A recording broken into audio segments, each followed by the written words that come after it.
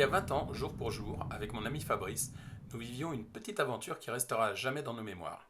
J'avais invité mon ami pour un petit séjour pour découvrir la grosse pomme avec un vol aller-retour en Concorde. C'était mon rêve d'enfant que d'aller à New York avec cet avion.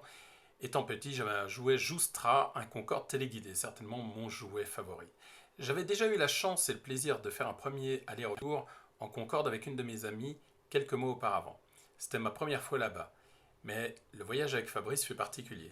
En effet, le vol Concorde FBVFA sous numéro AF002 Charles de Gaulle JFK fut rocambolesque. Déjà, une grosse tempête de neige sur New York avait immobilisé quelques jours un autre Concorde à JFK.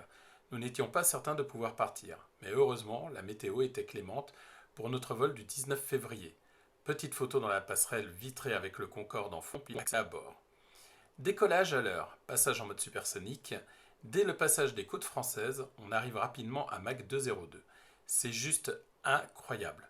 Marrant, le magazine Air France de ce mois de février 2003 est consacré à New York.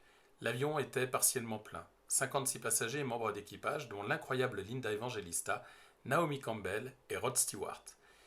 Et on nous sert le repas. Caviar, champagne, homard, veau au morille, Saint-Jacques, le tout accompagné d'une section de vin de l'excellent Philippe Forbrac, meilleur sommelier du monde 1992, que j'aurai le plaisir de rencontrer plusieurs fois par la suite.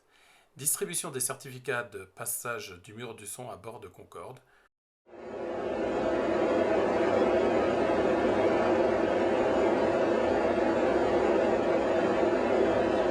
Allez.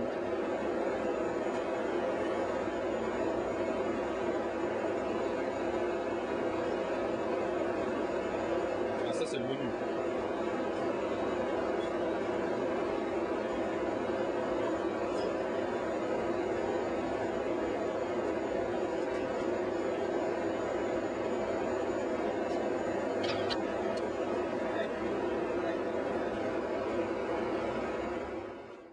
Tout à coup, le Mach-mètre passe de 2,02 à 1,87, et vu l'heure, ce n'était pas normal. Le commandant de bord indique: Mesdames et messieurs, Concorde a un petit problème sur le réacteur 3. Nous avons réduit notre vitesse et aurons quelques minutes de retard à JFK. Quelques instants plus tard, le Mach-mètre passe en dessous de Mach 1 pour prendre la vitesse d'un vol commercial classique.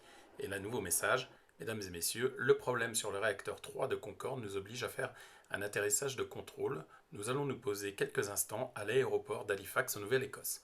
Quelques minutes plus tard, on atterrit sur une piste d'Halifax. Nous sommes débarqués sur le tarmac, et là, fan de cet avion, quelle joie de pouvoir marcher dessous, de le voir de près, car à JFK comme à CDG, l'embarquement ne se faisait que par passerelle. Malheureusement, la fuite du réacteur 3 ne nous a pas permis de repartir avec ce bel oiseau blanc. En revanche, Air France a fait affréter immédiatement un avion d'Air Canada afin de terminer le voyage vers JFK. Nouvelle carte d'embarquement Air Canada et vol vers JFK. Durant ce vol, avec mon ami Fabrice, on a rejoint l'équipage du Concorde qui était avec nous à l'arrière de l'appareil. On a passé avec eux un moment magique. Un grand merci à toute cette équipe. On a ensuite passé quelques jours à New York City avec Fabrice avant de reprendre le Concorde pour Paris. Un vol avec aussi quelques souvenirs. Nous avons été placés au siège VIP 1A et 1B. Un toboggan s'est déclenché pendant le roulage au décollage, mais surtout, j'ai eu le plaisir et le grand honneur de passer un moment dans le cockpit et d'apprendre des milliards de choses grâce aux commandants, pilotes et mécaniciens de bord. Au retour, dans la boîte aux lettres, un courrier d'excuses d'Air France. Vraiment rien à redire. Tout cela a 20 ans, mais c'est toujours hier dans mon cerveau. Merci encore à l'ensemble des équipages Concorde, mais aussi des équipages et personnels au sol que j'ai eu le plaisir de croiser depuis 1998. Et surtout à mon vieil ami Fabrice avec qui j'ai eu une telle aventure.